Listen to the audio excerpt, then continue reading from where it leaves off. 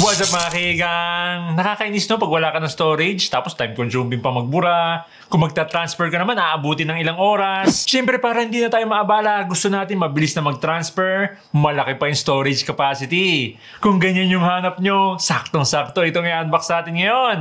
Ito ang Orico C10 Portable SSD.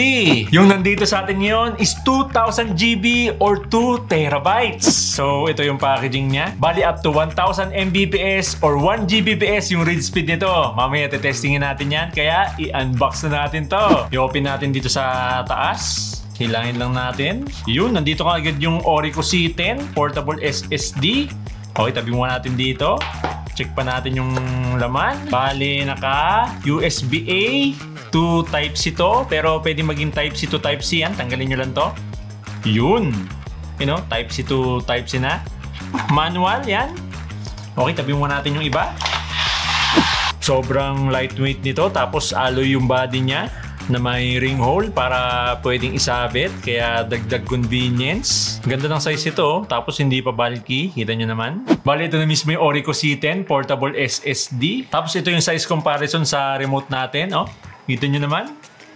Oh, di ba? Mas maliit pa sa remote. Grabe no, 2 terabyte tapos ganito lang kalaki tsaka kanipis. Imagine nyo kung gaano karami yung mga files na may store nyo dito. So yung build quality nito alloy for heat dissipation. Same doon sa mga Apple MacBook, ganun yung gamit nila. So naka USB 3.2 Gen 2 na to. Tapos yun nga, yung cable naman niya pwedeng Type A or Type A to Type C. Pwede nyo din tong gamitin as a charging cable kasi up to 60 watts yung charging nito via PD or power delivery. Wala lang din tong IP rating kaya iwasan nyo mabasa. Tapos hindi din specified yung drop resistance niya kaya mas okay, iwasan nyo na rin din mabagsak. Bali compatible to sa mga desktop, syempre, laptop, tablet, tsaka mga Android phones. Kung iPhone naman gamit nyo, dapat iPhone 15 above kasi mga naka-Type-C na yon. Pero kung naka-lightning cable pa yung iPhone mo, hindi siya compatible dito. Not sure lang sa mga adapter, hindi ko pa na-try, kaya comment down below sa mga naka-try na dyan. So yun lang naman mga kaigang, kaya itest na natin tong Orico C10 Portable SSD.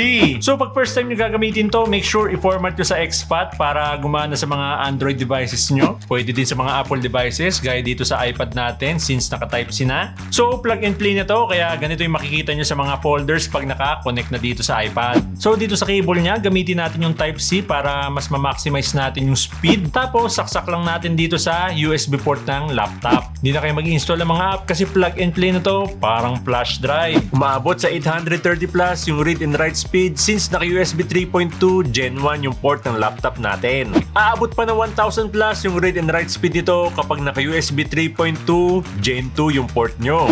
Dito sa transfer test natin, subukan natin i-copy yung 6GB file from laptop to portable SSD. So meron tayong timer dito. 3, 2,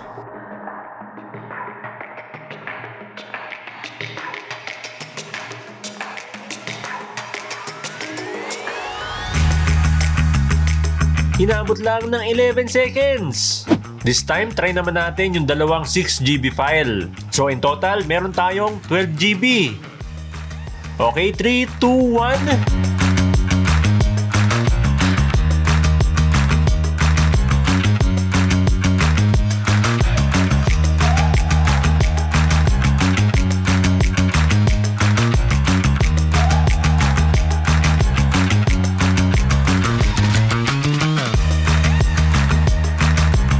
Inabot lang ng 21 seconds. Again, mas mabilis pa to kung naka-USB 3.2 Gen 2 yung port nyo. Design-wise, napaka-compact nito tsaka ang ganda ng build quality. Similar sa mga Apple MacBook since naka-aluminum alloy na. Naka-USB 3.2 Gen 2 na to kaya napaka-basic lang mag-transfer ng mga malalaking files. Maliit ang size pero up to 2 terabytes ang memory capacity. Kaya magandang long-term investment for only 11K.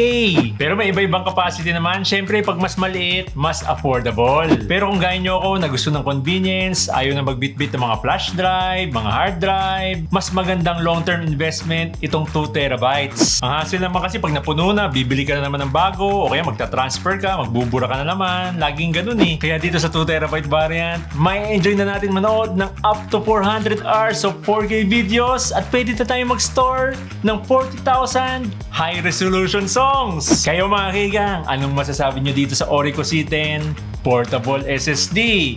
Comment down below.